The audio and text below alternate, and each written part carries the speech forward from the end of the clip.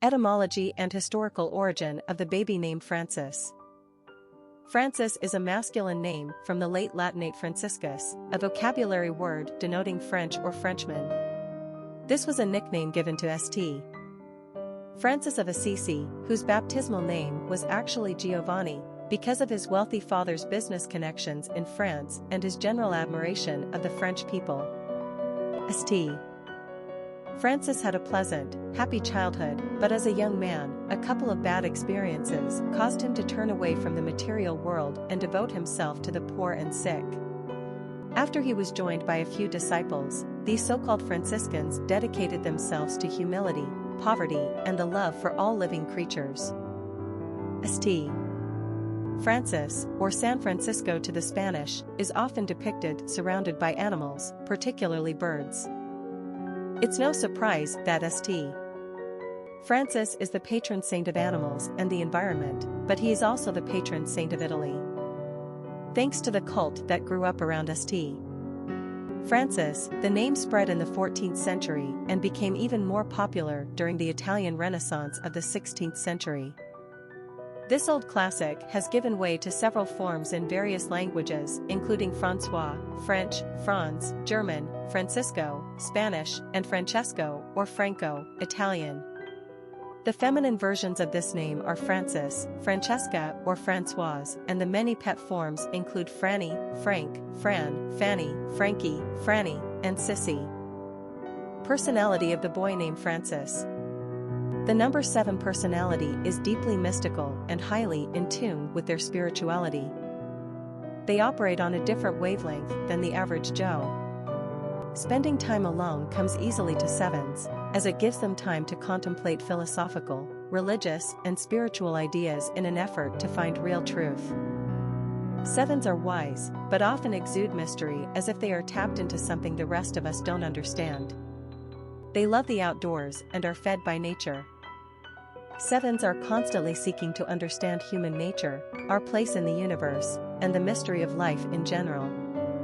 This makes them quite artistic and poetic, but they are also keen observers with high intellect, so they are equally scientific-minded. 7s are charitable and care deeply about the human condition. Popularity of the boy named Francis. The masculine Francis is an example of a classic name in America that has gone seriously out of fashion in modern times. Between 1880 and 1940, Francis averaged around the 40th most popular name for boys in the United States. In 1956, the name fell off the top 100 list for the first time in 75 years. From that point on, the name has shown only backwards momentum on the charts. The current trends of today reject such a feminine-sounding male name, and so Frank, originally a nickname for Francis, has now overtaken his predecessor on the charts. It's sad to see, since Francis is such a timeless classic and old-school favorite. We certainly hope the name is not headed for obscurity forever. Francisco is still a high-ranking name among the Spanish, so at least they're keeping it alive, as are the French with François. We like the idea of Francophile parents bestowing Francis or Francis upon their children. That's how St. Francis of Assisi got his moniker anyway. It indicates a love of France and the French culture in general, which make it a nice homage. It's a beautiful name for the religious-minded, since St. Francis was a lovely, gentle soul and lover of animals. Or even for those green parents out there, since St. Francis is also the patron saint of the environment. It's the namesake of San Francisco, California, one of the nation's greatest and most multifaceted cities. In any case, for those parents who think this name is too feminine, we say take your head out of the sand. Some rather masculine namesakes for your edification include Sir Francis Drake, the explorer, F. Scott Fitzgerald, the great American writer, Francis Ford Coppola, the director, and Francis Sinatra, the beloved crooner. You want to tell us any of these men were sissies? Case closed. Quick facts on Francis. Gender, boy. Origin, English. Number of syllables, 2. Ranking popularity, 506. Pronunciation, Francis. Simple meaning, France, Frenchman, free man. Characteristics of Francis. Eccentric, mystical, solitary, wise, intuitive, philosophical, imaginative. Cultural references to the baby name, Francis. Literary characters of the baby name Francis. Frank Armstrong is the favorite older brother of the protagonist, Maggie Cleary, in Colleen McCullough's 1971 blockbuster, The Thorn Birds. Frank is a rebellious, quick-tempered young man, adored by his mother and scorned by his father, with good reason. It's not his father. It seems that Mama had a serious love affair with a married man, had Frank out of wedlock, and was married off to Patty Cleary in disgrace. Now that's a stacked deck to come up against, and poor Frank makes the most of it. When he discovers his heritage, he runs away, much to the sorrow of his mother and sister, and they later learn that he is in prison for killing a man in a fight. We wish we could come up with a happier ending for him. Popular songs on Francis. A song by Sarah McLachlan, Francis, a song by Tara Roche, Prayer of St. Francis. Famous people named Francis.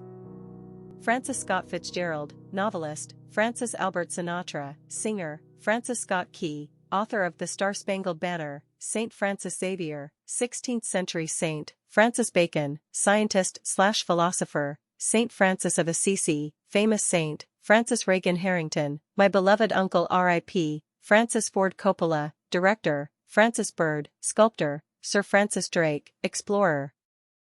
Historic figures with the name Francis. St. Francis of Assisi was born Giovanni di Pietro di Bernard I, nicknamed Francesco to a wealthy Italian family.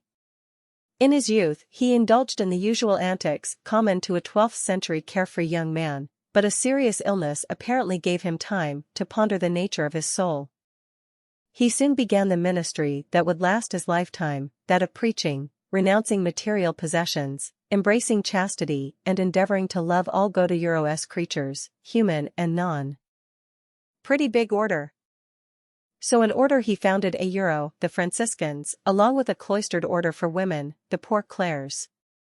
Legend is rather difficult to separate from fact, but St.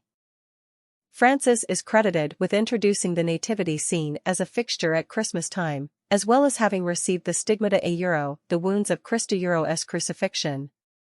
Well, perhaps as a bad example of legend versus fact. In his day, Francis apparently also traveled to Egypt in an unsuccessful effort to convert the Sultan non-violently, as opposed to the methods of the Holy Crusades. Francis was declared a saint within a couple of years of his death. Today he is one of the most beloved figures in this sanctified pantheon, and is closely associated with an abiding love for animals.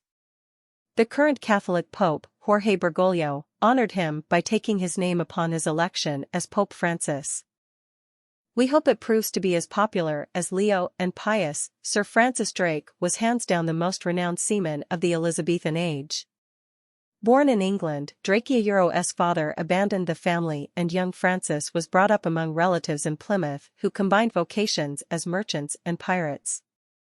He enlisted in the family fleet by the time he was 18 and participated in the seizing and plundering of ships off the French coast.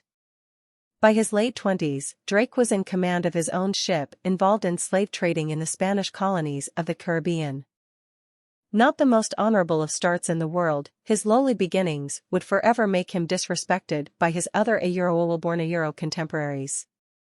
A couple of bad experiences with the Spanish during Drake's voyages to the West Indies made him vow for revenge and retribution. The Spanish would become his archenemies forever.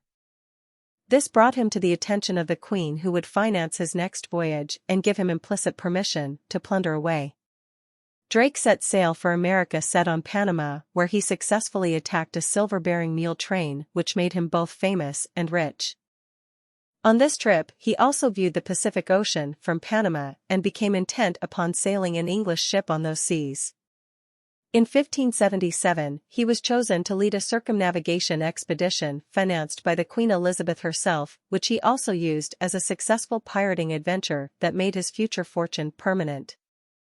He would return 3 years later in 1580 on his ship, the Golden Hind, née Pelican, and Queen Elizabeth came aboard to knight him. He was also made mayor of Plymouth.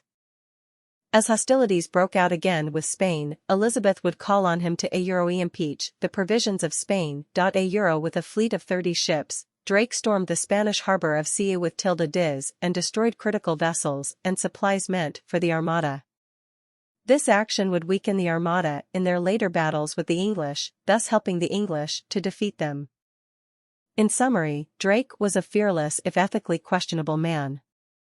It no surprise that the Spaniards referred to him as Franciscus Draco, or Francis the Dragon. Saint Francis Xavier was born into a noble and wealthy family in Xavier, Spain in the Basque Kingdom of Navarre. He was highly educated in Paris, where he first met Ignatius of Loyola. Together with 5 others, the two would go on to found the Society of Jesus, known as the Jesuits, a religious order of men who followed the teachings of the Catholic Church, which was recognized and approved by Pope Paul III in 1540. Xavier spent most of his life on missionaries spreading Catholicism in countries such as Mozambique and India, and stretching way out into Asia.